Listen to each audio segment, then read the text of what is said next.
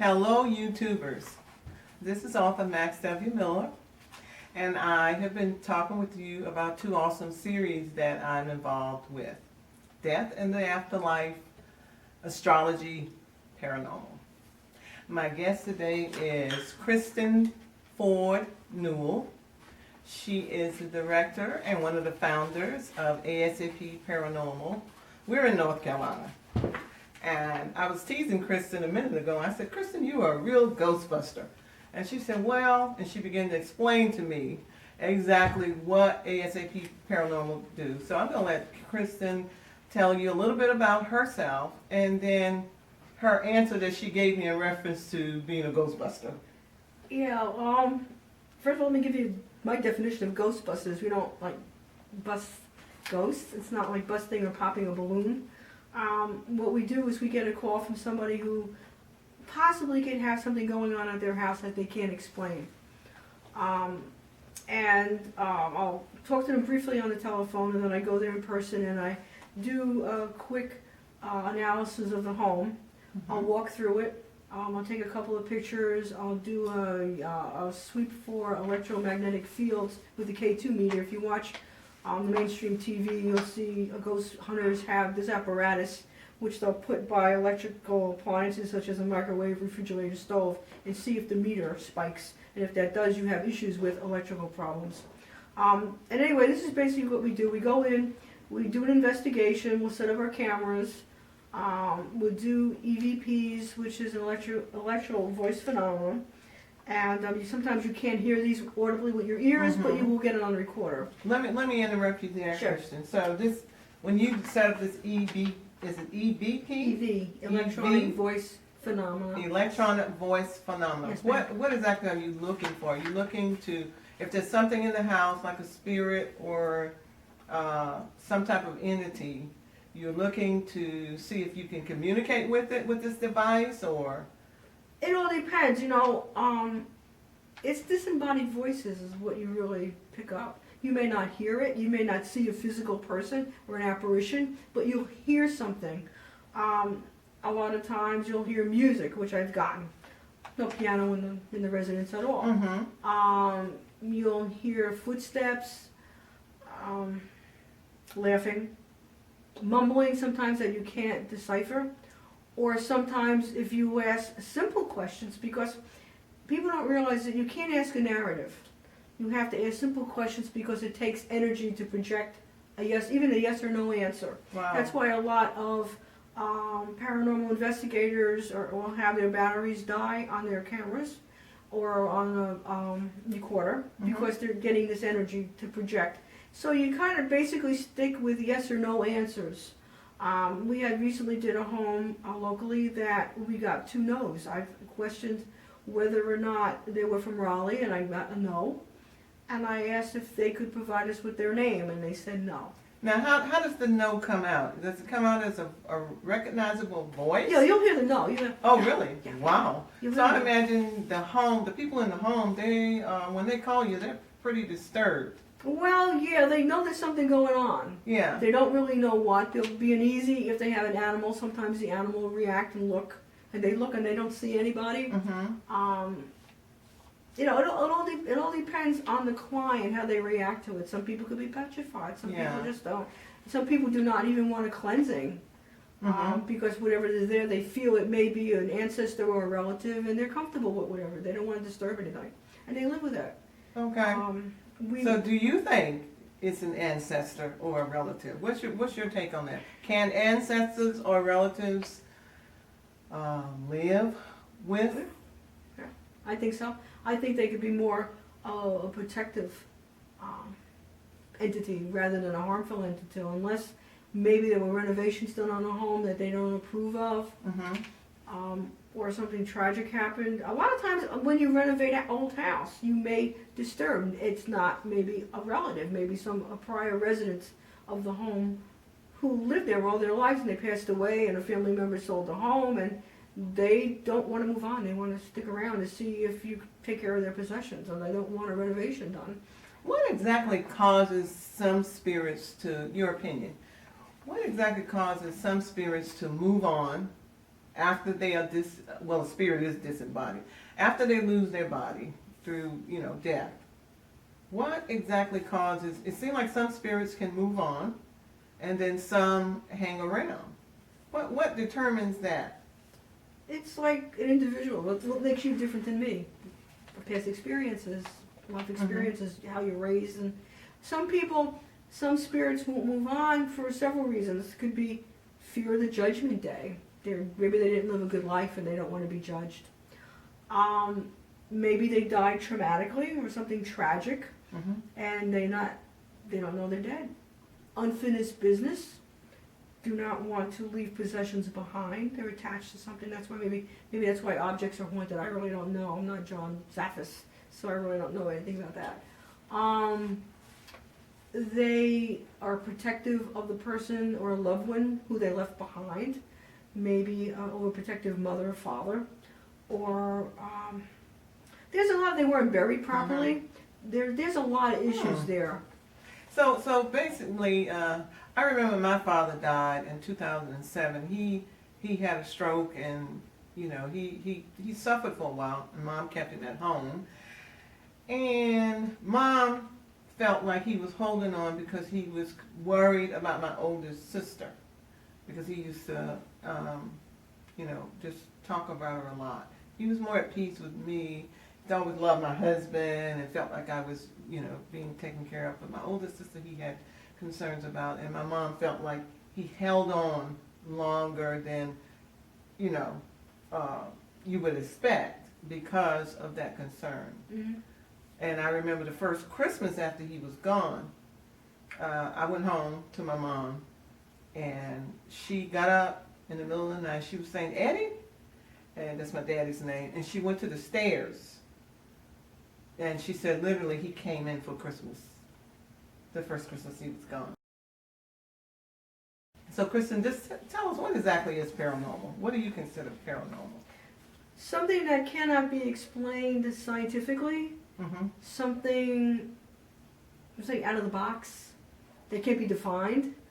The only way that I see that you can verify paranormal is by scientific equipment, because then it will be accepted. So that's why you use a camera. A camera is not abstract, or a recorder. Again, that's not abstract. That's real. So people will tend to believe what you show the evidence by using something that they see, instead of saying, "Oh, it's paranormal. It can't be explained, or it's not real." And that's basically what it is. Para is from a Latin word. And that brings up the point of hauntings. Yeah. So, what is going on in these? When you go out to someone's house, apparently the owner, they call you in because they're distressed. Correct. So would this be considered a haunting? Like I said, going back, first of all, I have to go back and tell you about the EVPs. Okay. All right, that could happen. It could be sensitivities.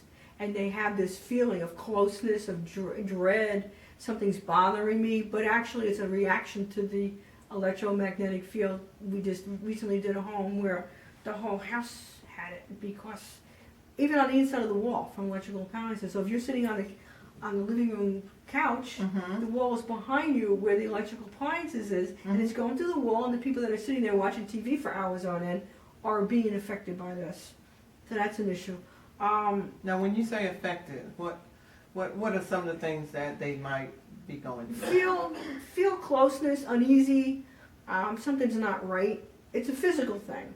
Edgy? Yeah. And don't know why, maybe? Yes. Okay. So we try to explain it to them. There are different kind of hauntings. First is residual haunting. You must have heard that term if you watch mainstream TV, Ghost Hunters, or whatever's on there. First of all, go back to your grammar school science class where they say energy cannot be created or destroyed, so it's always there. It's just projected differently. And if you have a living thing that or had passed away, there's still this energy, like going up and down stairs. The energy is trapped in an inanimate object. So you may hear somebody walking up and down the stairs, but it's been done so many times that it's like a recorder playing over and over again, and it's energy that can't be dispersed. It's just there, and that's a residual haunting. I've seen that happen. Like I was in one place where they had the music going or girls laughing. There was nobody there. It wasn't intelligent. I couldn't interact with it, but it was something that was caught or trapped in this venue. And then you have an intelligent haunting where I just mentioned that I asked 2 questions and I got no responses. That's an intelligent haunt. Whatever was there was answering a specific question. Wow. And then we were in a place downtown Raleigh. It was a business, and there were several of us investigating at the time. And my partner Deb and I were down in the basement, and we were hearing noises, but nothing intelligent. And then we felt a cold draft where it was basically impossible for this cold draft to be. There were no windows. Right. There was one entrance, and it was more of a L shape, so there was no door open. And we kept feeling this draft, so we had bought folding chairs, and we just sat up and tried to feel where this draft was coming from. And, we thought nothing of it. We didn't hear anything. And we got home, and we're looking at the pictures, and we were listening to the EVPs on our recorders. Right. And we got a whisper which said, your hand, like your hand. So whatever it was, saw us doing this hand thing, indicating it did by saying your hand.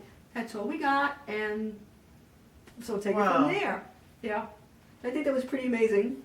How did you get into this fascination? What in your past? Tell me a little bit about some of the jobs you've had, some of your personal experiences. What has led you? To me, this is a calling. Well, and it's something that, there may be skeptics out there, but more and more, I write science fiction and fantasy for a reason. Science fiction and fantasy to me is real. I've lived in this aura all my life. So that's why I invited Kristen in, because what she's saying, I identify with what she's saying. And I believe that there are a lot of people out there that can identify with what she's saying. So we want to hear, how did you come to this awesome state of living? Sometimes you don't know. You don't know when you're younger, but when you get older, you realize that something that happened in your past That's true. was really paranormal. When I was 10 years old, I had my appendix taken out. It was on New Year's Eve, and they couldn't find a doctor. Now, I had a series of attacks younger, but when I was 10 years old, I guess it was determined that they had to come out. They finally found the physician that was available, surgeon that was available, and that was it. I got my appendix out. But then I remember when I was reading up on paranormal later on that there was an experience about seeing like a kaleidoscope with black and white going towards the light, and I thought that was a dream. And when I read up on it years after, researching the paranormal, right, and they defined that, I said, gee, I had that. That happened to me when I was 10 years old. And so was that was in the relationship initial, to you being sick? I think maybe I died. Maybe I died on the operating table. I don't know. Wow. Nobody confirmed that I died, but why did that happen? Yeah, so this kaleidoscope, was it something that was drawing you? Did it feel like it was drawing you? I just saw a black and white swirl. And light at the end of it. And that's all I remember. Oh my gosh, yeah. Nobody said I died, my appendix ruptured. I never heard anything like that. But later on when I was researching the paranormal and near-death experiences or death experiences, that was there. And I said, oh, geez, I experienced something that. clicked, Yeah, it did. So we want to share these things with you, and we want you to, YouTubers, to come to this channel and listen to what Kristen has to say. Some of you are having problems. Some of you have things that are in your life and it's unanswered, and maybe you're like me. It wasn't answered sitting on the pew in church as a little girl. Some things may be happening to you, and you're not sure what the origin of these things is. And this is what Kristen and her organization does. They try to get you answers. Author Max W. Miller here with Kristen Ford Newell. Hello, hello. This is author Max W. Miller, and welcome to my channel. Thank you so much for stopping by.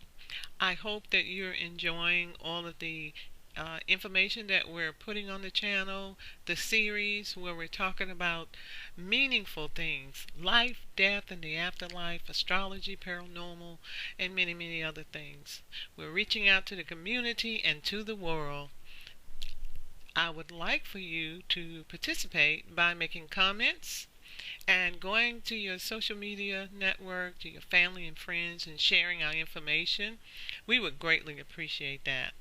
Don't forget to visit me at my hub, www.sci-fifantasyfiction.com. I would welcome you at any time.